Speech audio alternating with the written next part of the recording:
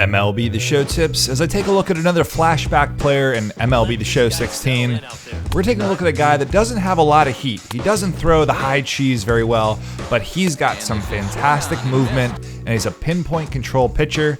Bronson Arroyo, 83 overall flashback for the Cincinnati Reds. And as you take a look here, his stamina really is his best attribute.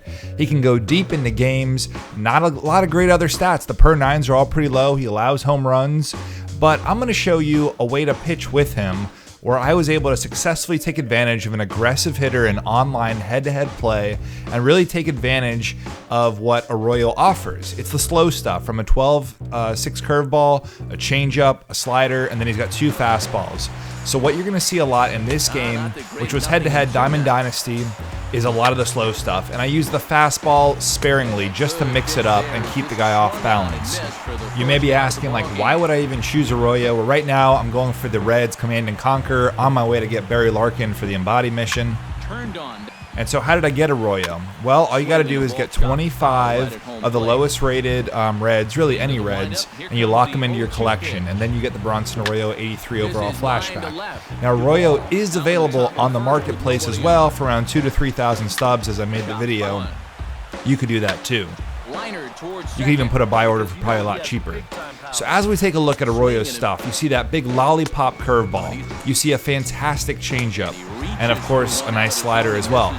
Those 3 pitches I found were the most effective, especially against this guy that just couldn't quite time up. You know, he thought a changeup was coming, and then it'd be the big 12-6 curveball. And they looked very similar. So if you've watched any of my other videos talking about arm slot, I think Arroyo, you can really take advantage of that arm slot. The pitches look very similar coming out of there, and he's waiting for that slow curve or something, and instead it's a fastball, slider, up high, whatever it may be.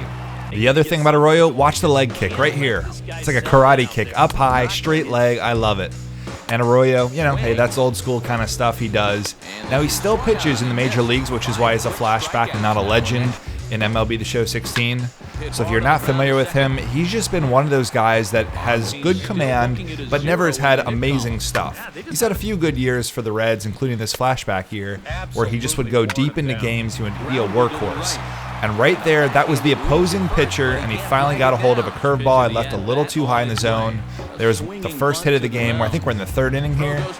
That was at the end of the first time around the lineup. To the 4th inning we go. No damage done there. You can see my mix of slow stuff and the high fastball. 89, 90 miles an hour is where the 4-seamer was topping out. 80-mile-per-hour slider.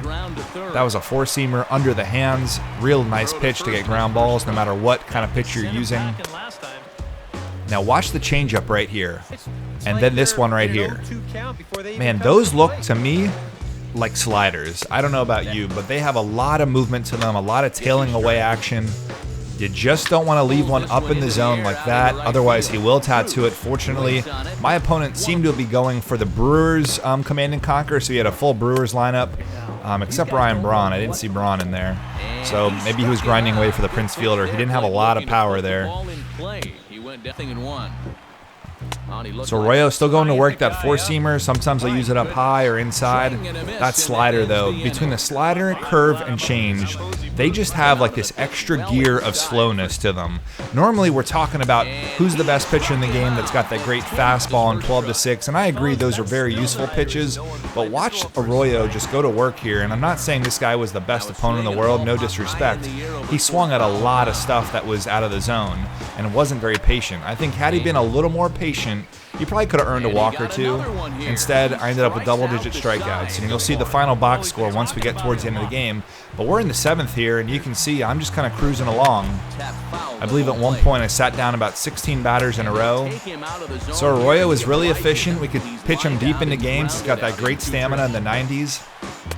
We're only at 60 pitches here in the 7th, which is really good. I think about 10 pitches per inning can get you a complete game, so we're well below that right now. Easy ground out to the first base side. And that was the other thing, was pitching to contact, and fortunately my infielders were helping me out with Votto, Frazier. You'll see some plays by Cozart at short. But man, that 12-6, you can throw for a strike. Here's Cozart. eating that one up the middle. That was a big one right there. He made some decent contact. Here in the 8th inning, I realized I was pitching a little too much to contact, so I just started to go a little further outside the zone and try not to make a mistake over the middle. And again, he was obliging me. He was swinging at just about everything, inside or outside the zone. That was a slider outside. Easy inning right there. There we go, 16 in a row. Matt Vasgersian just called it there. Now, it wasn't strikeouts, but just sat down 16 in a row. Ooh, that was a huge mistake pitch. This is only a 1-0 game. Remember, I'm playing with the Reds lineup. Joey Votto is the best player I have. So it was a tough game. He had Taylor Jungmann with the Brewers. Again, going with that Brewers lineup. All right, so we've got 2 outs here. Can we get the complete game? There's that filthy changeup, a slider up high, and finally a 12-6 into the dirt, and he fishes for it. And that would be it. A complete game shutout for the high leg kicking Bronson Arroyo 83 overall flashback with the Reds. Let's take a look at the box score. I didn't really show you any kind of updates throughout the game because it was a pretty one. And if you remember that one single that Taylor Jungmann, the pitcher, the opposing pitcher, had against me, that was the difference between a perfect game / no-hitter and what I had there, a 15 strikeout game, 9 innings pitched. I think it's a lot of fun. Pick up yourself some flashback players if you're going for those command and conquer missions. I'm going to get Chu once I get 1,000 innings with the Reds, and then I'll feed all my Reds players to get Barry Larkin, the Diamond legend. So I recommend doing that. I also picked up Todd Frazier for the Reds as we're going along here. So look for more flashback reviews of guys low like this, and also Barry Larkin, Tony Gwynn as I acquire them. Thanks for watching, guys. MLB The Show tips. Follow me on Twitter, and I'll be back with more highlights all season long.